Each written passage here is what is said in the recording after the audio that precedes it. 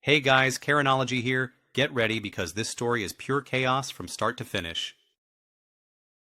The air smelled like pine sap and lake water, thick and familiar. The kind of smell that seeps into your bones and reminds you that some places, no matter how small, still mean everything. I was sitting on the front porch of my lake cabin with a coffee in one hand and the other resting on the old hickory rail, watching the fog lift off the water, like a ghost that didn't want to leave. I'd built this place myself, plank by plank, 30 years ago with my wife. It was quiet, sacred, until they came. The crunch of tires on gravel snapped the morning in half. I turned my head, slow, like my body already knew this wasn't going to be something good. A shiny black SUV rolled onto my property, followed by a silver sedan and an old utility truck with flashing yellow lights. They came fast, no hesitation. 6 people stepped out like a damn SWAT team. Clipboards, phones, matching polo shirts. One of them held a tablet like it was the law itself. Michael Jarrett? The one in front asked. Blonde, mid-40s. Power walked like she owned the county. She didn't introduce herself, but I knew her. Karen Maddox, president of the Homeowner Association. I'd seen her at meetings. The kind of woman who liked to hear herself talk. The kind that said community, but meant control. I am, I said, not moving. My voice came out flat. I didn't trust it to stay calm. You're in violation of Article 14, Section 3 of the revised Community Charter. This cabin, she gestured like she was swatting a fly, is located on land designated for communal recreational use.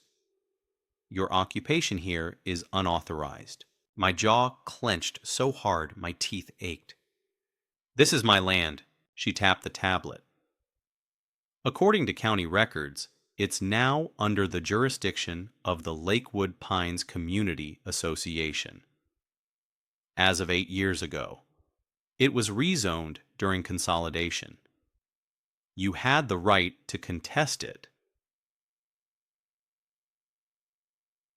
I never got any notice, I snapped. That's unfortunate, she said with that syrupy smugness that only bureaucrats and vultures could pull off. You have 10 days to vacate. After that, enforcement measures will be taken, I laughed. Just once. Loud and bitter. You're not kicking me out of my own damn home. Actually, she said, smiling for the cameras now aimed at me from 2 of her team, we already have the paperwork in place. Consider this your official notification. She turned and walked off like a general leaving a battlefield. The others followed. One of them dropped a yellow envelope on my porch, like it was trash. I didn't pick it up. I sat back down. The fog was gone now, and the lake shimmered under the rising sun. I sipped my coffee, but it tasted burnt. Not because I'd made it wrong, because something inside me had shifted. They weren't bluffing, and I wasn't ready. But I'd built this place with my bare hands. And if they thought I was going down easy, they didn't know who the hell they were messing with. A week later, I was standing in the county office, papers in hand, talking to a clerk who looked like she'd rather be anywhere else. Her name tag said Robin, and she had a slow drawl like honey sliding off a spoon. I showed her my original deed, the blueprints, even the letter from the surveyor back in '94. She frowned. Mr. Jarrett, I see your documents here. But 8 years ago, this whole zone was consolidated under a new charter. Unless you opted out,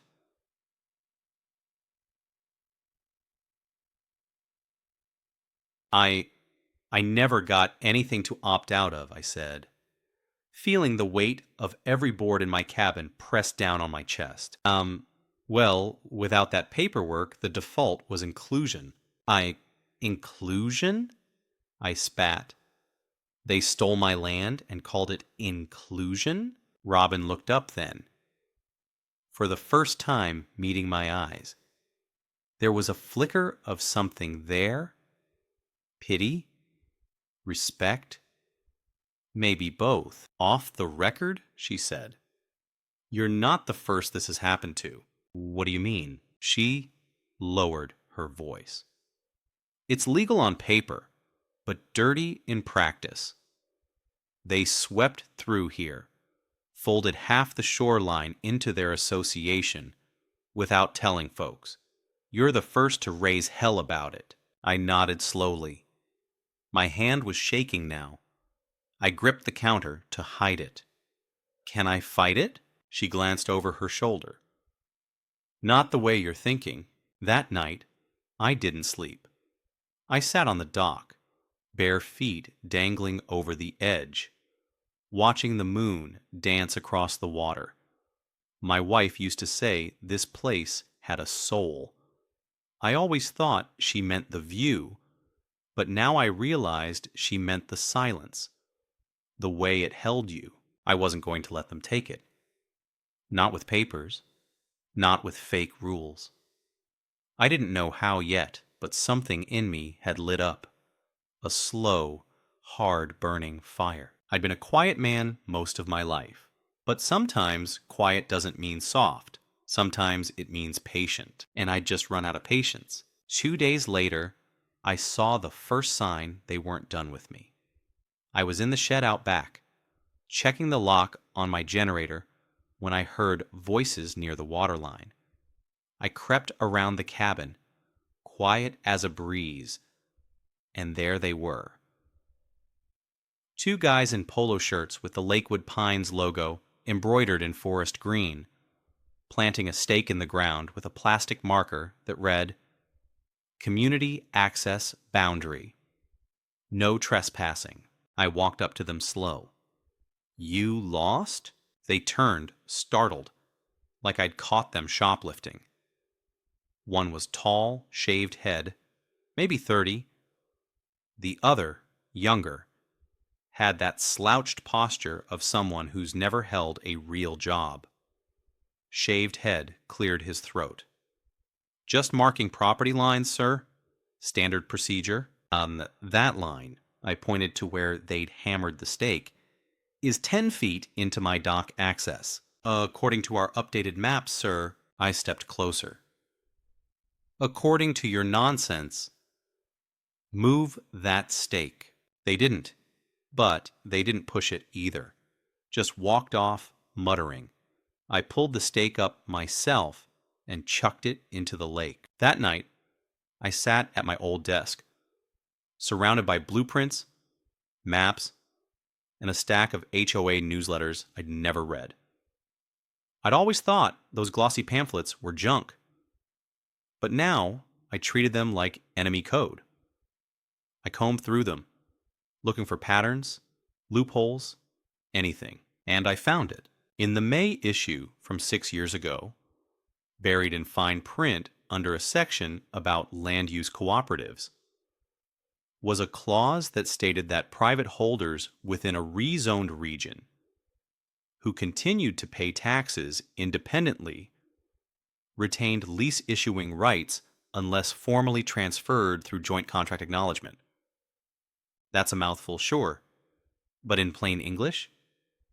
If I hadn't signed their stupid form and kept paying my taxes, I still had legal authority over that land, including who leased it. Next morning, I went into town and visited a guy I hadn't seen in years, Ernie Dalka.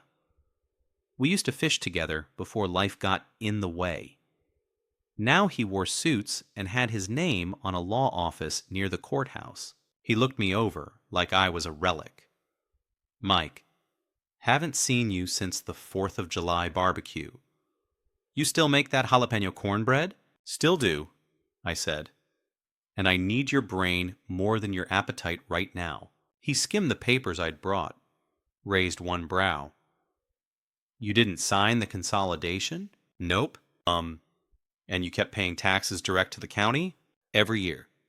Well, I'll be damned. We talked for an hour. At the end of it, Ernie leaned back in his chair and said, Mike, you might not own the land anymore, technically. But you control who gets to lease it. And guess who's leasing it now? The Homeowner Association. Exactly. Back at the cabin, I sat in the rocking chair and stared out at the lake. My mind was racing like a chainsaw with a sticky throttle. They'd used technicalities to take control of the area, but they didn't count on someone like me reading the damn fine print. For years, the association had been collecting amenity fees from residents who used the lake. Fees supposedly for maintenance and improvement.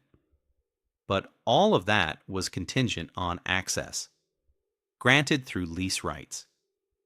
Rights they got from me, even if they didn't know it. And now, I had leverage. I didn't sleep that night either. I sat in the dark and wrote out a new lease proposal. I tripled the rate, backdated it 6 months, and included clauses that penalized unauthorized surveillance, trespassing, and harassment. Next morning, I put it in an envelope and hand-delivered it to their office, a pretentious little building near the golf course, with fake columns and a ridiculous water feature out front. The receptionist, a young man with too much hair gel, looked at the envelope and blinked. Do you have an appointment? I just tell Karen it's from Michael Jarrett. She'll know. I didn't wait around. 2 hours later, my phone rang. Unknown number. I picked up. Mike. Karen's voice cooed like a rattlesnake in a dress. Let's not play games. What is this? My terms? This is outrageous. You can't just... I can, and I did. You've been leasing land you don't own. I'm just correcting the invoice. There was a pause. Then she chuckled. You think you're clever. This won't hold up. Foire. It's already holding. I hung up before she could finish. Then I sat down, poured myself a drink, and watched the sun drift down the sky like it didn't care about any of this. The next morning, a different kind of letter showed up. Certified mail. This time, it was from their lawyer. They were demanding clarification, offering negotiations. I smiled. The rules had changed, and now I was the one writing them. But I also knew this wasn't over. Not even close. People like Karen didn't lose easy. And they sure as hell didn't back down without dragging you through the mud first. The question wasn't whether they'd strike back. It was how hard and how dirty they were willing to get. I should have known they wouldn't take the hit quietly. 3 days passed, like the calm before a storm. Then it started drizzling trouble. First, it was the trash service. They just stopped coming. I called the company and got a polite voice saying my pickup had been suspended due to compliance conflict, whatever the hell that meant. Then the water pressure dropped to a trickle. I checked my pipes. Nothing wrong. When I drove into town, I saw one of the association board members chatting with the utility clerk like they were cousins at a barbecue. Coincidence? Not a chance. That afternoon, I got a visit from someone I hadn't seen since my wife's funeral. Linda Matthews. Lives 2 cabins down, keeps to herself, teaches piano to retirees. She brought a peach cobbler. Said she heard I was stirring the pot. I let her in. We ate on the porch in silence for a while before she spoke. You poked the nest, Mike. I didn't poke anything. They tried to steal my home. She looked out at the lake, her face unreadable. They're scared.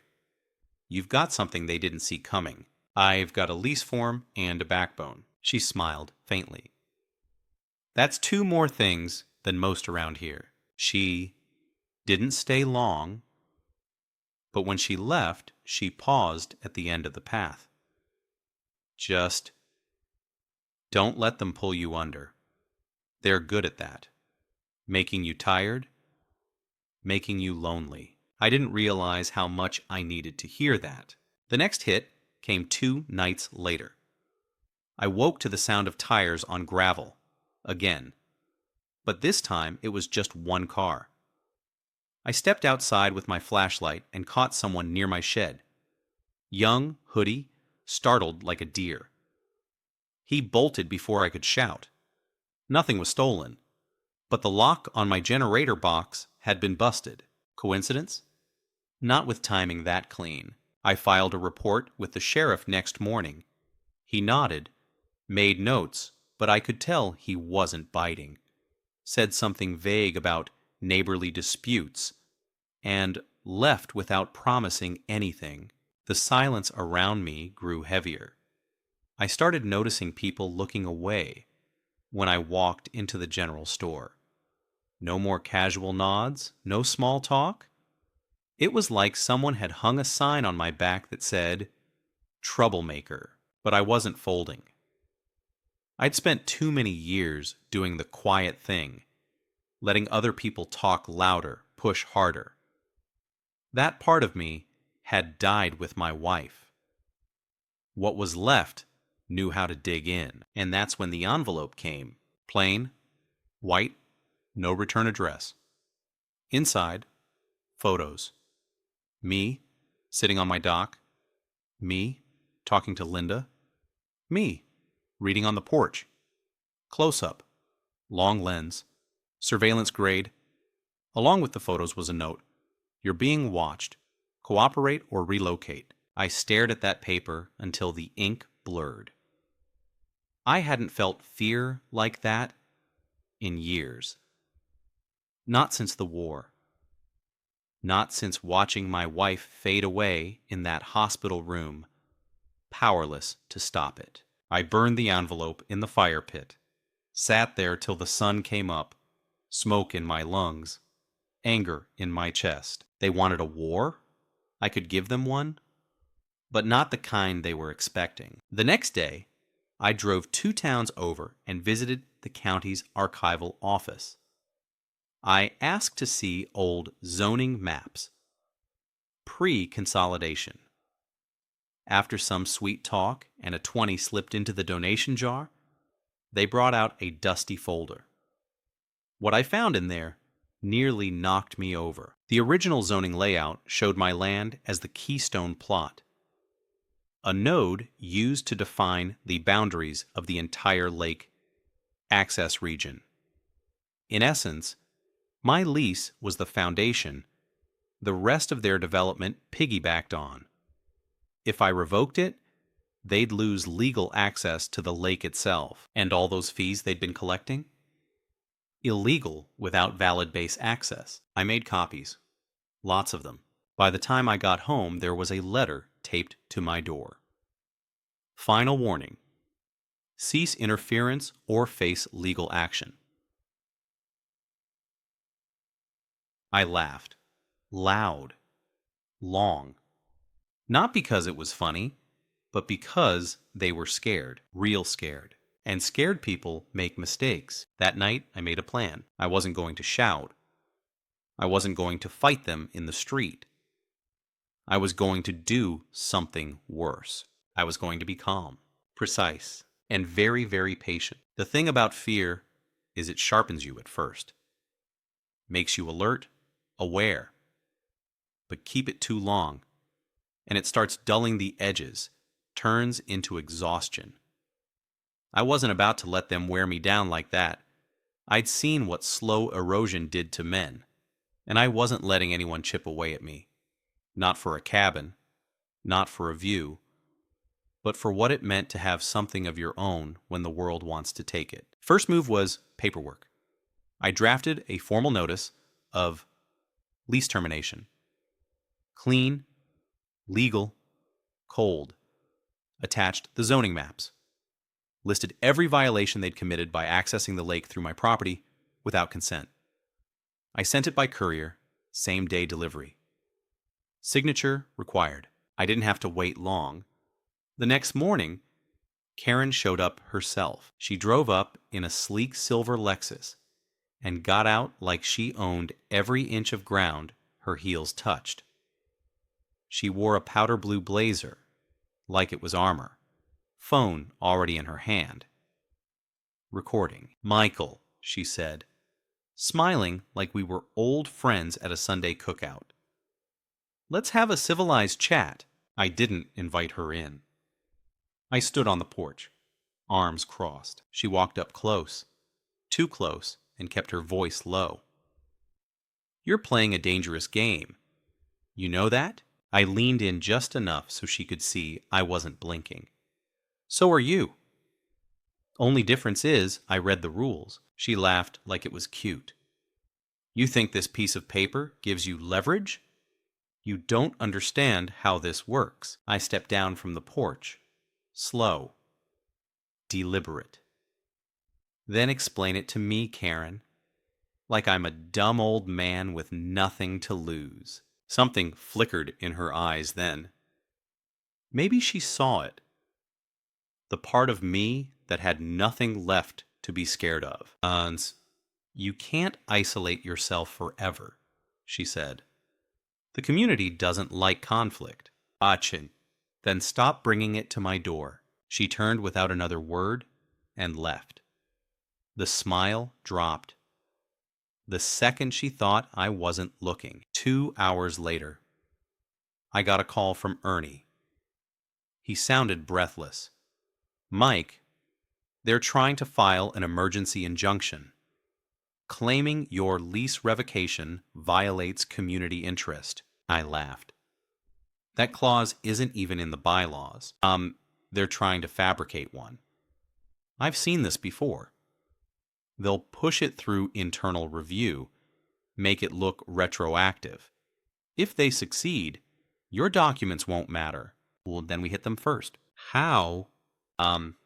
By showing just how fragile their authority is. The next 3 days were a blur of printing, mailing, and filing. I sent copies of the zoning documents to every single leaseholder in the association's Lake District, anonymously, with highlighted lines and handwritten notes.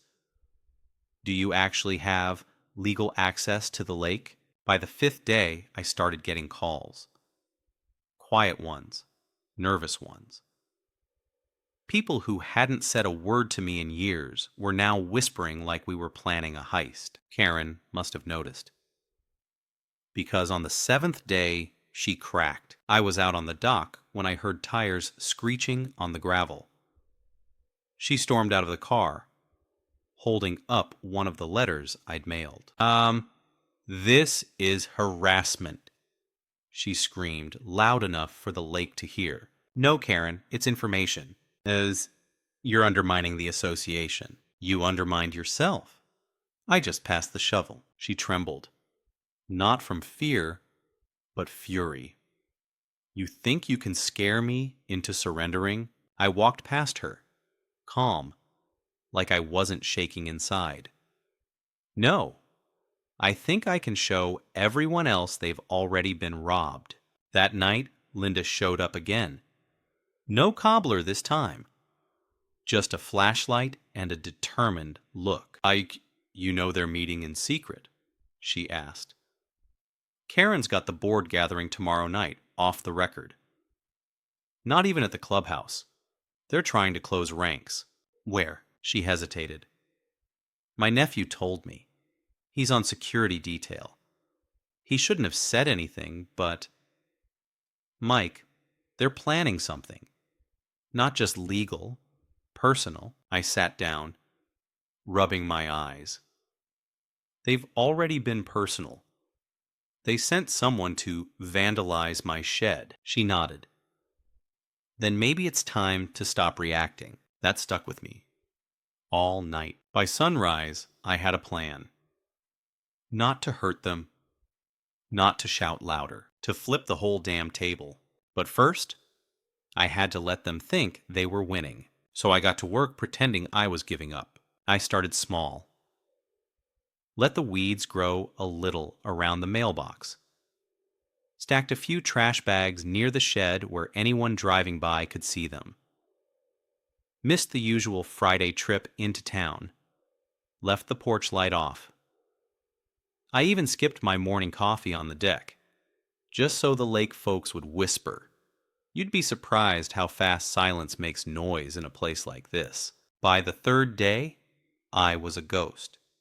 And Karen? She was circling like a hawk.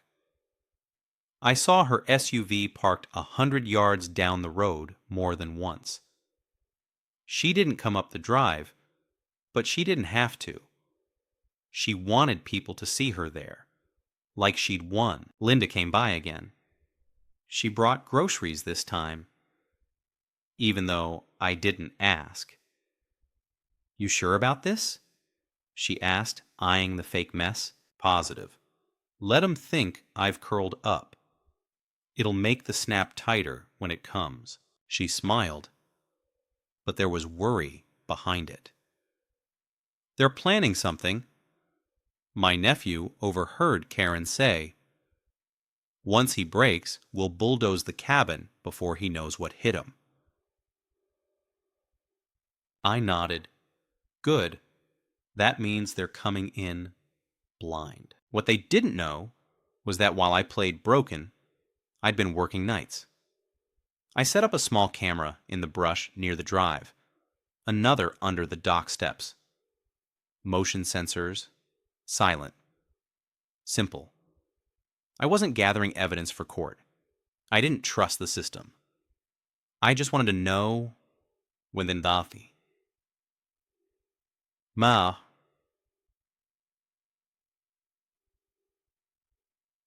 And I didn't have to wait long. It was a Thursday night, just after 1 in the morning, when the sensors buzzed. I got up, didn't turn on any lights, moved through the house like I used to during my army days. Quiet, deliberate, focused. I watched the screen. 3 figures. Flashlights off. 2 headed toward the back of the cabin, the third toward my dock.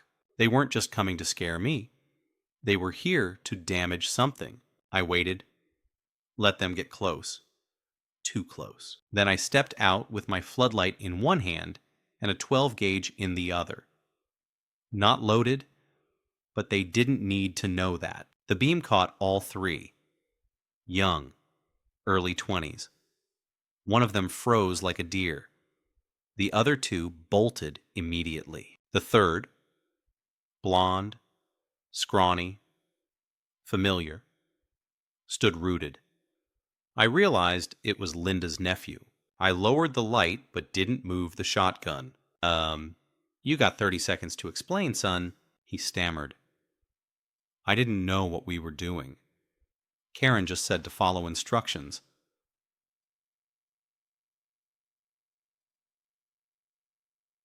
You came here to destroy my dock. I didn't know. He looked like he was about to cry. I let the silence stretch long enough for it to hurt. Go home, I finally said. And don't come back with a flashlight unless you plan to use it to tell the truth. Next morning, he showed up at my door.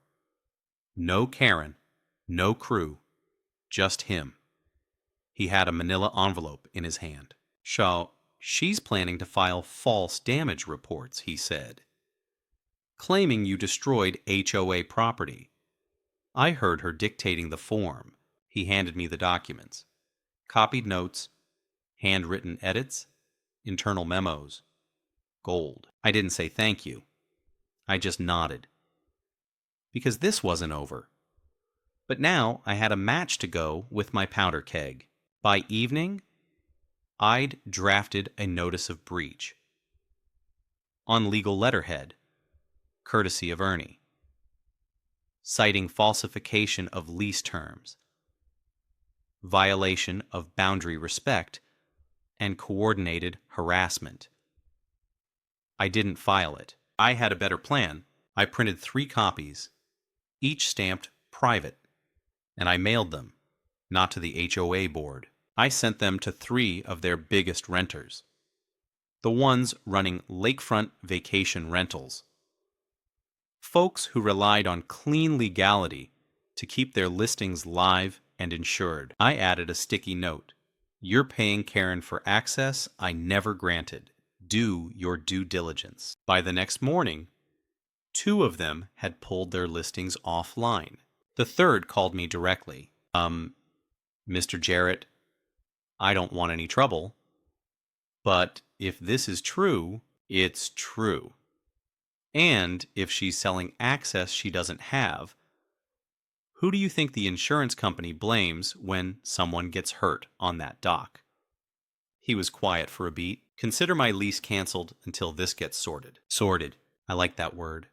It meant chaos for them. And order.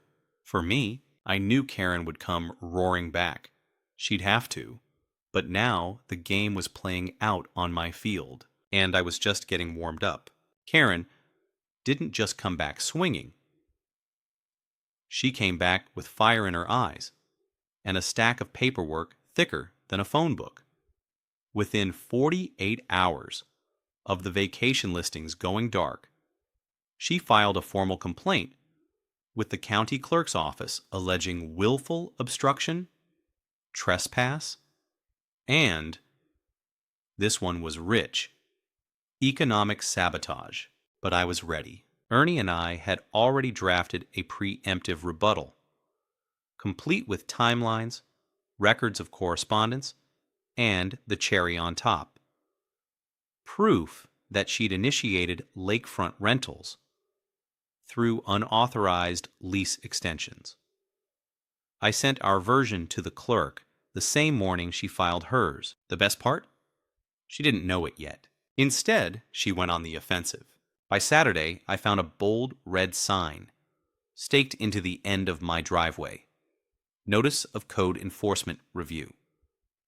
I stood there for a while, just reading the words, letting them sink in. It wasn't just a bluff, it was the first domino. I called the number listed. Automated system. No answers. No humans. Then the visit started. A health inspector. Then a structural assessor. Even a guy claiming to be with environmental oversight. Walking around with a little glass vial, pretending to collect water samples from puddles in my yard. Each one asked just enough questions to sound official, then vanished into thin air. I knew what it was. Death by 1,000 cuts. Bureaucracy turned into a weapon. Karen was trying to bury me under forms instead of fists, so I stopped reacting. Instead, I started documenting. Photos, dates, times, names. I wrote it all down in a notebook, the way my grandfather used to log deer movements during hunting season. Linda helped. She showed up more often now, with fewer questions and more presence. Sometimes she didn't say anything at all, just sat there with a thermos of sweet tea and stared out over the lake, like we were both waiting for a storm that wouldn't end. I used to think this place was peaceful, she said one night. Now it feels like it's holding its breath. And it's not the land, I replied. It's the people choking it. Then something shifted. One morning, I got a letter. Not from the HOA, not from the county. From the State Water Rights Board. They'd received a concerned citizen's request for review of all shoreline access points within the Lakewood Pines district. Karen had kicked the anthill too hard. The board wanted proof of legitimacy for every leaseholder using the water line, and she didn't have it. See, by trying to force the state's hand, She'd exposed the very gap she'd been hiding. She couldn't prove her leases. Not without my signature. And I wasn't just withholding it. I'd legally voided it. Now it was her turn to play defense. Calls started going out to board members. Quiet panic. I heard whispers from renters, refund demands, booking cancellations, threats of lawsuits. I didn't gloat. That wasn't my style.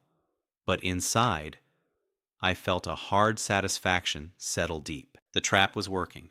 But then Linda knocked on my door at midnight. She was pale, shaking. "They called my nephew in for questioning," she said. "HOA security. Internal review. They think he leaked documents." My stomach turned. Did he admit it? No. But Karen told him if he didn't give up who else was helping you, she'd blacklist him from every contract in the district. I sat down hard. "They're squeezing him," Linda nodded. "He's just a kid, Mike." I stared into the dark. My plan was working, but it was hurting the wrong people. People like him, like Linda, folks who just wanted peace and got caught in the crossfire. That night, I didn't sleep. Not because I was scared, because for the first time since this started, I wasn't sure if I was still fighting the right way. But it was too late to turn back now. The fuse was lit. All I could do was decide where the fire would go next. The morning after Linda came by, I sat on the dock and watched the fog crawl off the lake like it was ashamed of itself. I didn't touch my coffee. I didn't move. Just let the cold soak into my bones until I couldn't feel where the grief ended and the anger began. I thought about calling it off, about writing a retraction, walking into their office, shaking Karen's hand, and pretending the last few weeks never happened. But that thought lasted all of 10 seconds before something else surfaced. My wife's voice, clear as day. "You give them an inch, they take your breath next." I stood up. By noon, I was at Ernie's office. He didn't ask if I was okay, just handed me a folder and said, "You ready to finish this?" "Not yet, but I know where the next piece goes." The plan wasn't to burn it all down, just to show everyone what the fire looked like when it got too close. I compiled every document, every contradiction in the Homeowner Association's filings, the forged extensions, the overbilled renters, the weaponized inspections. I didn't send it to a judge. I sent it to their insurance provider. Turns out, their liability policy included strict non-disclosure clauses about unauthorized land use. Violating those clauses triggered automatic review. Within 48 hours, the board received a notice. All claims and defense protections were suspended pending investigation. Karen's shield cracked. That same day, she came to my door. No SUV, no cameras, just her, standing on my porch, hands clenched at her sides. Can we talk?" I looked at her for a long moment, then stepped aside. She didn't sit, just hovered near the door like the floor might bite. This isn't how I wanted this to go," she said. "You mean being caught?" Her mouth tightened.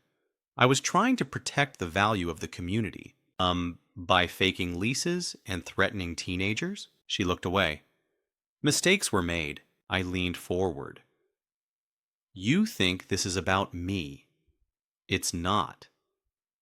It's about the next person you try to steamroll because you think nobody's watching." She opened her mouth, then shut it again. Finally, she asked, "What do you want?" "I want you to leave my land.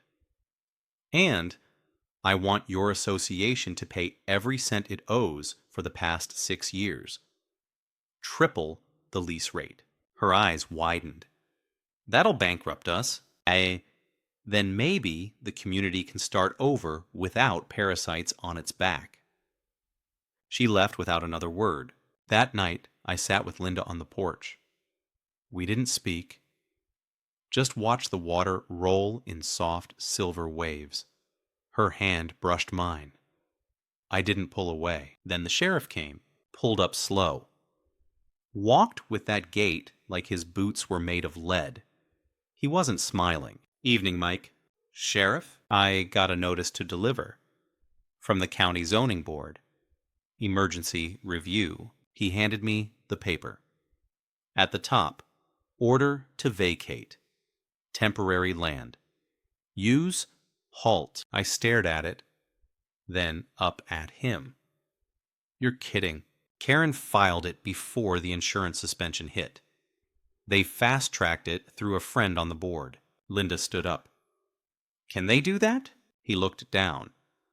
They already did. You've got 72 hours. I nodded. Thanks for bringing it yourself. Heinz? He paused. Mike, this ain't over. I knew what he meant. I just didn't know if he meant that as comfort or warning. That night, I didn't sleep. Again. I sat at my wife's old desk and pulled out the last thing she ever wrote. A letter I'd never opened. She left it in the drawer the week before she passed. Said I'd know when to read it. It was short. Anstial. If they ever come for the cabin, don't let them take the fight out of you. This place is us. I sat there till sunrise. And then I started building something I hadn't touched in decades. A trap, not made of wood or nails, a trap of words. And it would be the last thing they'd ever expect. The sun hadn't even cleared the trees when I drove into town with a flash drive in my pocket and a letter in my glove box. I didn't go to the courthouse. I didn't bother with the zoning board. I went to the library. Ms. Jennings still ran the place. She'd known my wife, had a habit of whispering like the books were listening. She looked up when I stepped in, took one look at my face, and just nodded. Use the old terminal in the back, she said. Nobody'll bother you there. The flash drive held everything. Photos, leases, copies of internal memos, proof of falsified boundaries, even a recording, pulled from the motion sensor camera audio, of Karen telling her board members, once we force Jared off, we redraw the map. Permanently. It wasn't for the media. It wasn't even for the county. It was for the people who paid the dues, the ones Karen had lied to. I printed 25 copies of a single-page document, front and back. No drama, no insults, just bullet points. Direct violations, specific quotes, highlighted legal citations. And I added a sentence at the bottom. And if your fees go up next month, now you know why. I folded each copy and walked the lake road before dusk. Left them under doormats, tucked into mailboxes, slipped through porch railings. No name, no return address. Just truth. By the time I got back to the cabin, Linda was waiting with 2 mugs of tea and a look on her face that said she knew I'd done something reckless. They'll come for you harder now, she said. I'm counting on it. That night, I packed up everything I didn't want broken.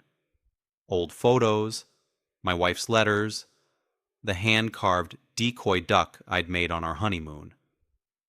I left the furniture, the tools, the bed, all that could burn if it had to. I didn't sleep. On the second day of the 72-hour notice, Karen came back. Not with the sheriff. With a man in a gray suit who looked like he charged by the minute. They served me with an injunction. said if I didn't comply with the vacate order, I'd face escalating fines, criminal trespass, and possible arrest. I didn't argue, just nodded. Karen smirked. I'll give you credit, Mike. You made it entertaining. I said nothing, just watched her walk away for what I hoped would be the last time. That night, I left the cabin, not in shame, not in surrender, but to move the final piece into place. I drove to the next county over, sat down with a man named Price, environmental litigation specialist, retired but still had teeth. We talked for 2 hours. I showed him everything. He asked me one question. You want justice or revenge? I said, what's the difference when it keeps happening to other folks? He nodded. Next morning, Karen arrived at the cabin with 2 deputies and a camera crew. I watched from the woods. She strutted up the path like she was walking a red carpet, gave an impromptu speech about protecting our shared space and removing illegal structures from conservation property. Then one of the deputies pointed at the door. Karen reached for the handle and stepped into a crime scene. Not blood, not weapons, but documents, posted on every wall, taped to every window. My lease, my filings, her memos, the original zoning map, dozens of them, all laid out like a museum of corruption. And the best part? The entire cabin had been rented for 1 day to the Office of Land Management, using the same legal clause Karen had once cited to justify temporary HOA jurisdiction. She'd walked into a building that, on paper, belonged to the state, on camera, without a warrant. I didn't need to press charges. I didn't need to lift a finger. She did it to herself. And the tape? Oh, that was already on Price's desk. Not for court, for her insurance company, and the community's oversight board. I'd flipped the table. Now it was just a matter of how far the pieces would fall. It took less than 48 hours. The footage from Karen's grand entrance made the rounds. Not online, but where it mattered. County oversight. The association's insurance auditor. 3 rental partners who'd been quietly watching and waiting for the first real liability trigger. When they saw her crossing that threshold, laughing into the cameras, standing in what was temporarily state property, that was it. The next day, the board called an emergency session. 2 members resigned on the spot. A third tried to deflect blame onto Karen, but she wasn't even there to defend herself. Her name was already missing from the HOA site by sunset. Ernie called me that night. You didn't just win, Mike. You detonated the whole game. I didn't say anything. I just stood by the window looking out at the moonlit dock. The place had gone quiet again, not the forced quiet from fear or tension. Real quiet. Honest. But the price still sat heavy in my chest. The sheriff dropped by a few days later. No badge this time, just jeans, flannel, and a 6-pack of root beer. Karen's lawyer tried to file for defamation, he said. Didn't stick. The board won't touch it. They're bleeding out. He leaned on the porch rail, looked out at the lake. Never seen anyone turn their own eviction into a coup. I chuckled. Guess I had good motivation. Yeah. I nodded toward the far end of the lake, where the old canoe still sat half submerged in the reeds. She loved this place, said it kept her sane when the world got too loud. He nodded, didn't say more. Just tipped his bottle and sat with me while the sun dropped behind the trees. A week later, I received a letter. Not an eviction, not a threat, A formal request from the interim HOA president. They wanted to negotiate a new lease. Fair terms. No backdated penalties. Full recognition of my property boundaries. They even offered to fund repairs to the dock. I didn't respond. Instead, I walked down to the edge of the water and stared at the place that had nearly been taken from me. The cabin stood quiet.